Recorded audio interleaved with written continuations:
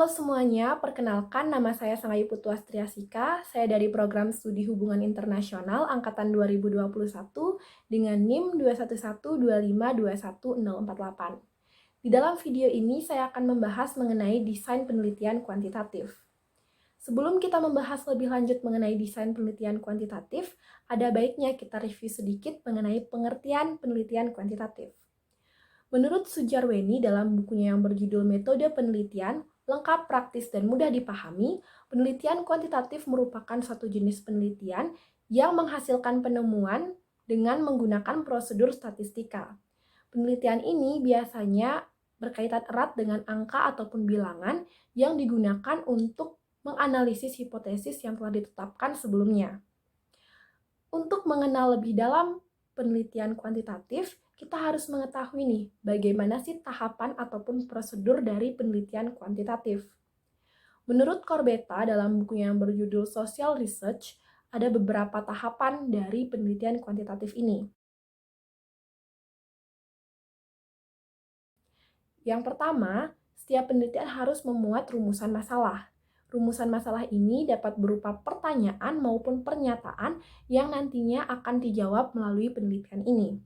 Setelah peneliti merumuskan rumusan masalah, peneliti akan membuat kajian teori yang sesuai dengan bidang keilmuan dari rumusan masalah. Kajian teori ini dapat digunakan untuk menganalisis hubungan antara satu variabel dengan variabel lainnya untuk merumuskan hipotesis. Tahapan selanjutnya adalah hipotesis. Hipotesis ini merupakan jawaban atau dugaan sementara dari rumusan masalah. Nah, tahapan berikutnya adalah pengumpulan data atau data collection. Ada beberapa hal yang harus diperhatikan dalam pengumpulan data, yaitu bentuk data, sumber data, dan juga teknik pengumpulan data. Tahapan berikutnya adalah analisis data. Dalam proses ini, data yang telah diperoleh akan diolah dan juga dianalisis untuk menganalisis hipotesis. Tahapan paling terakhir adalah pembuatan kesimpulan. Nah, dalam pembuatan kesimpulan ini, peneliti akan menggeneralisasikan hasil pembahasan dan juga akan menjawab pertanyaan dari rumusan masalah. Nah, materi berikutnya yang akan dibahas dalam video ini adalah teknik pengumpulan data dalam metode kuantitatif. Nah, Sugiono dalam bukunya yang berjudul Metode Penelitian Kuantitatif merumuskan beberapa hal atau beberapa teknik dalam pengumpulan data kuantitatif. Yang pertama ada interview atau wawancara. Peneliti akan mengajukan pertanyaan kepada narasumber dan akan dijawab. Pertanyaan ini akan digunakan untuk menganalisis hipotesis yang telah ditetapkan sebelumnya. Yang kedua ada kuesioner atau angket. Nah, dalam kuesioner atau angket ini akan diajukan berupa formulir yang terstruktur yang memuat pertanyaan-pertanyaan yang ditujukan kepada responden. Yang ketiga adalah observasi.